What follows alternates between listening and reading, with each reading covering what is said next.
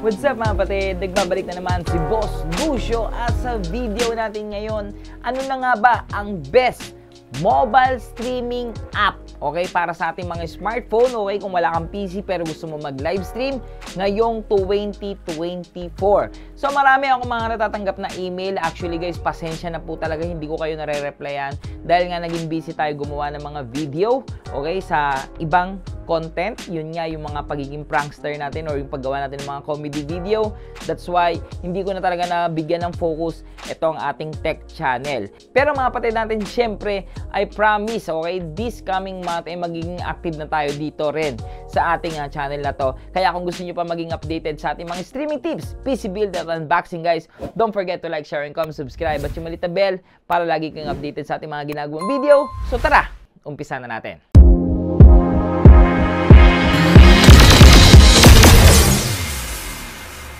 So bago natin umpisahan yung ating topic ay baka ikaw ay isang content creator or isang aspirant streamer na naghahanap ng malupet na streaming layout. And kahit mobile streaming app lang ito, pwede nyo gamitin yung mga streaming layout dito. Dahil this video ay sponsor ni Onda.tv. Sobrang dami mong pwedeng pagpilian dito na themes na pwedeng bumagay sa iyong live streaming layout. Nandito na lahat. Example, the webcam overlay with the labels, green screen webcam with the labels, at mga animated talking banner, animated overlays, at mga scene transition na pwede mag-improve para sa iyong live streaming. Meron na ring starting banner, pause banner, at ending banner. Kung gusto mo ng mga gaming profile, gaming background, gaming cover photo, gaming panels, lahat ay nandito sa Onda.tv. Gusto mo rin ng mga emojis or mga subscription stickers, meron din dito sa Onda.tv. Napakadali lang pumunta dyan guys. You can see the link on the description box, www.onda.gg/boss_Lucio. At syempre dahil mahal ko kayo, meron kayong 50% off once na gamitin nyo ang coupon code na Lucio. Gumanda lang yung streaming layout, nakamura ka pa. So balik na tayo sa ating video. Best live streaming application para sa ating mga smartphone ngayong 2024. At maraming nag-PM sa akin dun sa ginawa kong live stream before. Pero guys, deleted na po kasi yung live stream. Dinilit ko na kasi nga may casino. So tinanggal ko na siya. Kasi guys, okay, sa last video natin sinabi ko na sa inyo na sinubukan ko lang naman mag-live ng casino at the same time mga kapatid, malaman ko lang yung feeling na nagla-live nun. Pero yun nga, hininto ko na rin, kaya wala na, dinilit ko na. Pero marami ako natanggap na email noon guys, on mga message kung paano ko nagawa yung live streaming na yun. Kasi nga, usong-uso na ngayon ang paggawa ng video gamit lang ang ating smartphone. Kaya kung mapapansin nyo, karamihan ng mga vloggers sa YouTube, even sila Kong, sila V, sila Agassi Ching, okay, mga YouTuber yan, di ba? Pero ngayon nasa Facebook na at portrait na ang ginagamit nila. Guys, okay, kahit meron kang mamahaling camera, portrait na talaga ang paggamit. Ganun na talaga yung paggamit ngayon ng mga video ngayon kasi kanya-kanyang panahon. So feeling ko panahon talaga ng portrait ngayon. Paano mag-live stream gamit yung ating mga smartphone na pwede pa rin gamitin yung mga nagagawa ng isang PC. Okay, may mga code, may mga picture, may mga image, may mga link, and etc. At yan guys, ang ating pag-uusapan ngayon. At disclaimer lang na this video is not sponsored ng mga application na sasabihin ko dito. Pero baka naman, sa mga sasabihin ko, okay? Okay, dating sikat na sikat is si Omelette or Omelette or Omelette. Bahala kayo kung paano nyo pronounce yun. Pero yun nga guys, marami na kasing naging issue yun. Maraming nahakang page gamit yun. Maraming nawala yung mga pinaghirapan nilang mga platform gamit yung application na yun. At sobrang bagal at sobrang lakas niyang kumain ng internet. And sobrang lakas niyang uminit sa phone. So maraming issue talaga yung application na yan. At ang dami kong mga ginawang vlog dito sa ating channel na to. Nandito yung Streamlabs Mobile. Nandyan yung mga Prism Live Mobile, okay? Ang dami mga kapatid natin. Isa lang talaga ang bukod tanging nung sinubukan ko. Ganun na ganun pa rin. At napaka-smooth pa rin. Walang iba kundi ang Prism Live Studio. So, ang Prism Live Studio mga kapatid natin is available yan sa Android and iOS device. Install nyo lang, and then once na install, click nyo lang yung open at connect lang ninyo ang inyong mga Facebook dito. And make sure lang guys na yung Facebook na ilalagay nyo dito is admin ng page ninyo. So, ganyan lang guys. Actually, marami na akong video tutorial na to. Check nyo na lang yung video tutorial na yan. Kasi shortcut na tayo guys sa pinakamaganda dito sa Prism Live Studio. So hindi ko natuturo dito yung how to set up, how to log in, how to connect your stream key. Hindi ko natuturo kasi nandyan na po sa mga video na yan. Okay? Una sa lahat, napaka-user friendly niya. Okay? Napakadaling gamitin, hindi ka mahihirapan. Kahit beginners ka, sobrang daling gamitin. Sobrang dali ng mga instruction, okay? At napakaganda ng mga features. Like what I said, usong-uso yung nagbablog ka ngayon, guys, or nagla-livestream ka ng portrait. Parang ganito. Ayan, oh. Ganyan.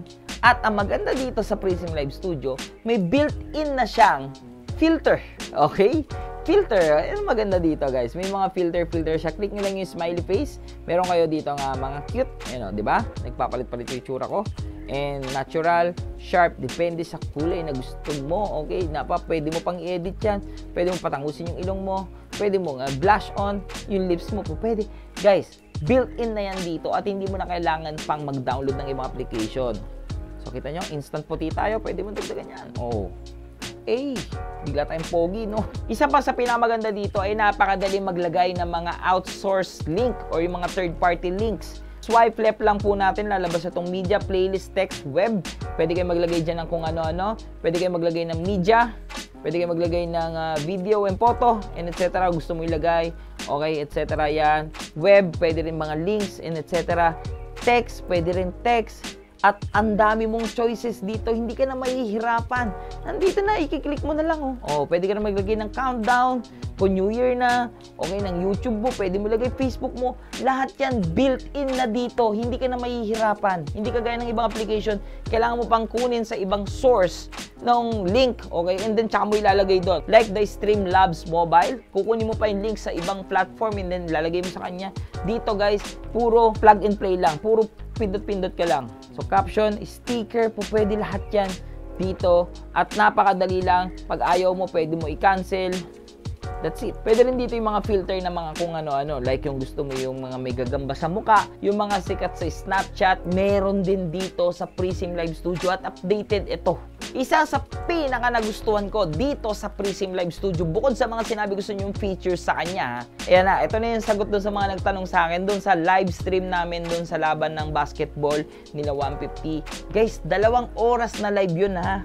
Walang wifi, data lang gamit ko. Bakit ang linaw nung live stream?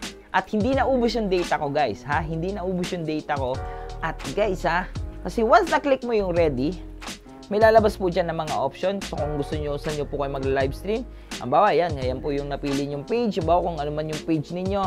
Meron po kasi itong settings. At ang maganda dito, manual mong nasiset yung settings mo.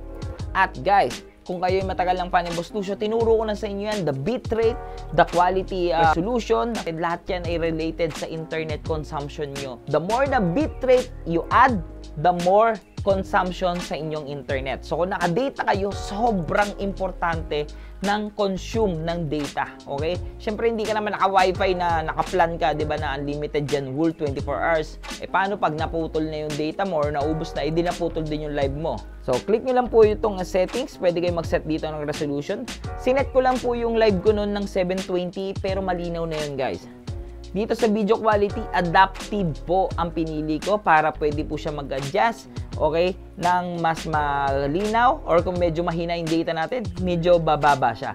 Pero guys, ang pinakamaganda dito, kung gusto nyo talaga ng sobrang quality, piliin nyo po yung fix. Yung fix po, guys. Kasi yung fix, i-stable lang talaga siya kung saan yung pinakamaganda. Tapos, ito na yung sinasabi ko sa inyo, the bitrate, okay? Dahil alam kong naka-data lang ako that time, okay? Pinili ko lang yung recommended dito, the 2.5, pero naisip ko masyadong malabo yung 2.5 at yung data ko naman nun is 8 GB.